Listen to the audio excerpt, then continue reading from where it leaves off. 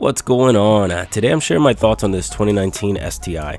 It's a Series Gray Special Edition, essentially a standard STI with a few exclusive features. As we get closer to the much anticipated next generation STI, I'm considering whether to wait for that car or go with one like this, one that is tried and true with no secrets or surprises. Now, I'm generally curious as to everyone's opinion on this, so let me know in the comment section if you feel like waiting for the next gen is a no-brainer or if there's a case to be made for this car right here. I'll let you know my opinion later in the video. While this is a 2019, everything I cover in terms of performance is the same on the 2020 model, as Subaru only made very insignificant changes. It is essentially the exact same car. This particular STI is one of only 250, so if you want one, it won't be easy to find. Outside, the calipers are finished in silver and the tires get exclusive black finish 19-inch rims. Now this car was lowered a little bit by the owner, and it also has 20mm wheel spacers to widen the stands, but even so, it still provides plenty of ground clearance for a sports car. Something you don't see much in these cars are single exit exhausts, but the stock exhaust on this STI was replaced with the NVIDIA N1 Racing Catback without a resonator, so this car is much louder than it would be with a stock exhaust system, but obviously that's a matter of preference. As you can see, if you want fog lights, you'll have to get them after the fact, as they no longer come standard, but above them you do have steering responsive headlights. I'm a big fan of the design of this generation's STI, and while I've never been a big fan of wings on a car, the one on the STI really grew on me. Not only that, but it's functional at high speeds, so I'm on board with it. From that to the hood scoop, there is no confusing this car with another, and it's impossible not to look back as you walk away from it. This STI is only up to stage 1 with a Cobb intake and an off-the-shelf map to match. It has an IAG air oil separator, which takes crankcase gases containing oil and removes that oil so that it doesn't end up in your intake system, which can cause serious issues. If you appreciate the look of a traditional engine bay unobstructed by plastic, and yes, I'm looking at you, WRX, the STI definitely comes through. The engine, even stock, looks raw and pleasing to the enthusiast. Once you start modding and making it your own, the possibilities are endless. The most prominent feature is the very large top-mounted intercooler, which of course makes use of the iconic hood scoop. The rest of the components here are readily accessible, so adding mods to this engine can certainly be within the level of expertise of the weekend mechanic. Arguably, the most controversial aspect of the STI is its ancient power plant. The EJ257 engine in the STI, aside from minor changes to the ECU and some revisions to the short block over the years, it's been the same 2.5-liter boxer engine since 2004. This is one of the reasons the STI gets terrible fuel economy by today's standards, coming in at 17 miles per gallon in the city and 22 on the highway. Peak torque is at 4,000 RPMs and peak power isn't until 6,000 RPMs, which means the STI isn't all that fun unless you're hitting the gas hard, which ends up wasting a lot of gas. But if you buy this car, you're really not going to care much because the trade-offs make it more than worth it. Back when it launched, this engine made an impressive 300 horsepower and 300 foot-pounds of torque. But fast forward to 2019-2020, the STI makes 310 horsepower and 290 foot-pounds of torque.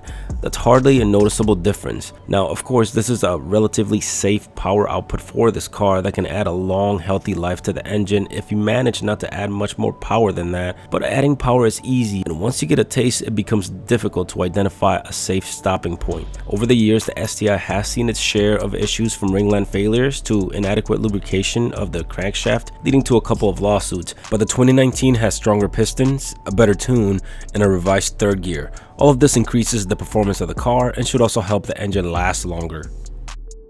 The interior of the STI, and regular WRX for that matter, is really nothing to write home about. Even at the highest trim level, the materials feel cheap and really dated.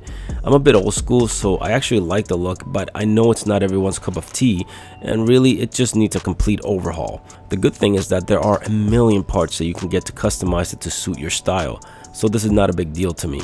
This Series Gray has a few features that come standard. There are Recaro performance seats, which are fairly comfortable, and an ultra suede wrapped steering wheel. That's pretty much the worst material that you can use to wrap a steering wheel or anything that gets handled often, because it wears quickly and then it gets a sheen to it, but at least it looks nice when it's new. It has keyless entry and push button start. There's a large multi-function screen that can be customized to show useful information like your boost pressure, but there's a lot the car won't show you, and for that you can use an OBD2 reader feature like this Cobb access port to not only tune the car, but also show you other engine parameters that the car won't. The sound system in the car suffers from the same issues as the regular WRX. Thankfully, now Apple CarPlay and Android Auto come standard, but the bass sound quality is really atrocious. Depending on how much you appreciate good sounding music and your budget, you can just get the OEM plug-and-play kicker upgrade, or get the car with a Harman Kardon sound system from the factory, or you can just install your own sound system for considerably less money. I've covered this extensively in other videos, so my only suggestion for those of you considering the STI or WRX is to listen to the sound system when you take it for a test drive and assess your needs then. Your passengers will really appreciate the roomy interior of the STI, especially considering that it's a sports car. Even the trunk has tons of room, so the car can be pretty practical. There's no mistaking the STI is a rally-infused sports car. When you're behind the wheel, you feel very much in control, and the overall design of the cabin makes you feel confident that you can see everything around you. Someone in another one of my videos described the experience in the STI as visceral, and I think that's a perfect word to describe it. There's a rawness to the rumble of the engine and the somewhat unpredictable nature of the turbo boost. Even the steering has retained hydraulic function, unlike the regular WRX, which is electronic, which means that there is a direct connection between the driver and the road during turns.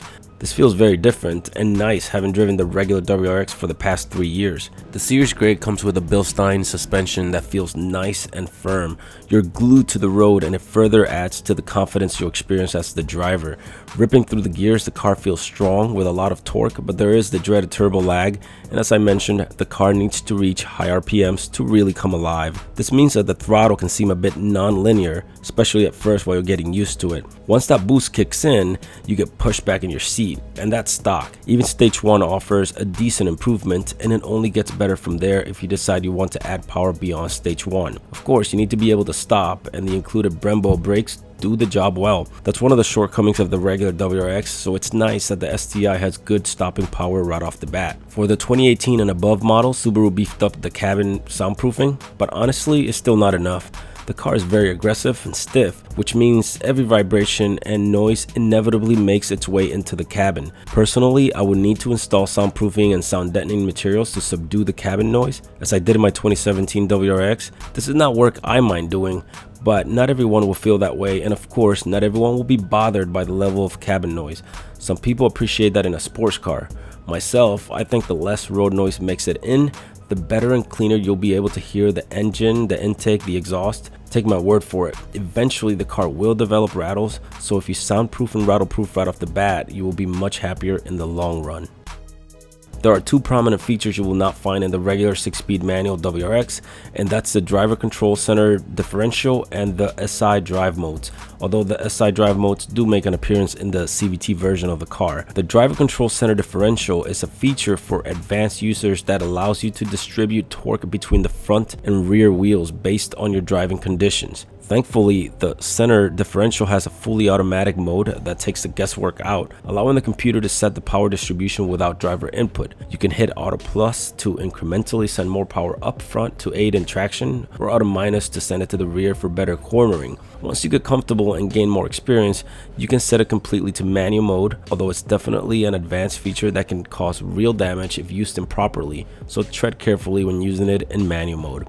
SI mode offers 3 drive modes that can change the driving experience on the fly. If you're learning to drive your STI, want better fuel economy, or want the most restrained driving experience, Intelligent mode makes it possible by delivering a smooth throttle response.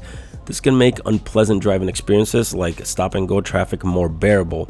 Even in this mode, the car is still impressive, but it makes for a more user-friendly daily driver experience out of the STI. Sports mode steps it up by giving you more linear torque delivery. Equivalent travel of the gas pedal yields more power out of the engine for a sportier feel. Sports mode gives you a formidable car while still saving some of the car's potential for Sport Sharp mode, which of course unlocks everything the car has to offer. Sport Sharp can be very aggressive and make for a jerky driving experience if you don't execute your shifts perfectly, but man, does it feel nice if what you really want is all of the rawness the car has to offer.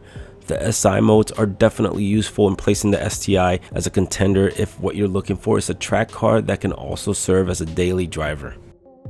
There's no doubt that this STI would be an awesome next car for me that can even serve as a daily driver with minor improvements.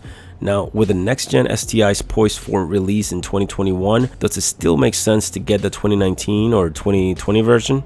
As with any new car offering, upgraded parts will be rarer, and there will be a learning curve as tuners get used to the new platform. In contrast, this generation really has no secrets. Tons of shops have mastered everything there is to know about the EJ257 engine. Every part imaginable is available, and every power level has been experimented with ad nauseum over the years. For these reasons, this generation is still on the table for me, but it's a very personal decision that I feel is not as clear-cut as it would seem on the surface. Let me know your own thoughts on this in the comments section. I'd like to give a huge thanks to Daemian for letting me borrow his car for this video.